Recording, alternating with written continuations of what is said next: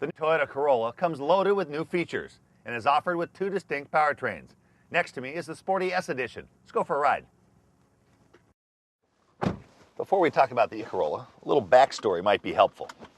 The Toyota Corolla is one of the best-selling passenger cars in history. How well is it sold? How about 30 million Toyota Corollas have left Toyota dealerships in the last 40 years? Everyone wonders how Toyota has this unbelievable reputation for quality, reliability, and so forth. Well, I'll tell you what, if you build cars that people buy over and over and over, it goes a long way towards creating a reputation like that. Now, the Corolla is the 10th generation, and it comes in 5 different models. You've got the standard model, and then you can go one of 2 directions, either luxury or sport for the younger demographic. On luxury, you have the LE and the XLE, and on the sport, you have the S model, like I'm driving here, or the XRS. Before we get into power plants, the transmission choices are as follows. You've got a automatic transmission that comes in both of the luxury models. There's a standard 5-speed manual in the standard and in the sport, S Sport, and XRS. There's also a 4-speed automatic available in the standard and the S model. There's a 5-speed automatic available in the XRS, or comes in the SRS.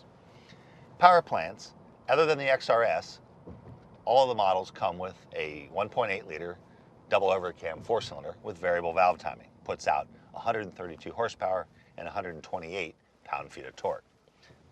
Both 6 more on horsepower and torque than the previous Corolla. Now, it's important to note that those gains do not come at the expense of fuel economy. The EPA estimates are roughly the same as the last Corolla, 27 city, 35 highway. If you want a little more kick, the XRS comes with a different engine that inherits a lot of stuff from the Scion XB and the TC. It's a double overhead cam 2.4-liter 4-cylinder that puts out 158 horsepower, 162 pound-feet of torque.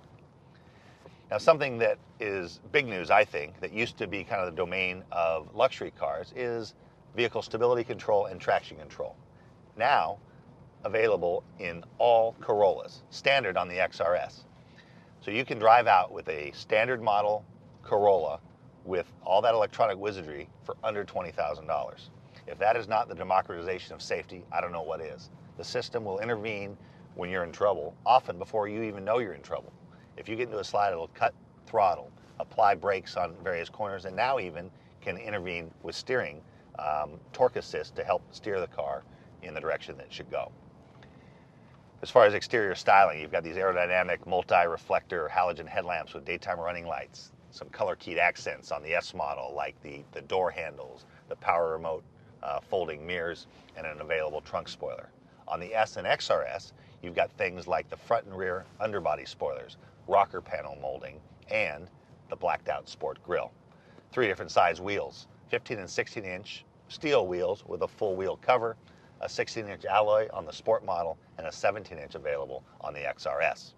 In the interior, you've got beautiful things like a leather-wrapped steering wheel standard on the S model with audio controls. You've got this DVD-based touchscreen navigation, which for my money, Toyota's is the best in the industry. You've got this multi-information display that you can scroll through. Average speed, average fuel, instant fuel, range, outside air temperature, lots of cool information. Turn on the headlights, that nav screen goes black and lights the instruments up with a nice amber light. Very nice for night driving.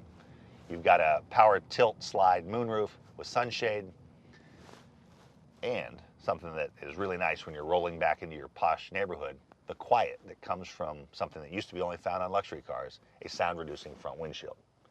Thanks for joining me on this virtual test drive. I'm Tommy Kendall.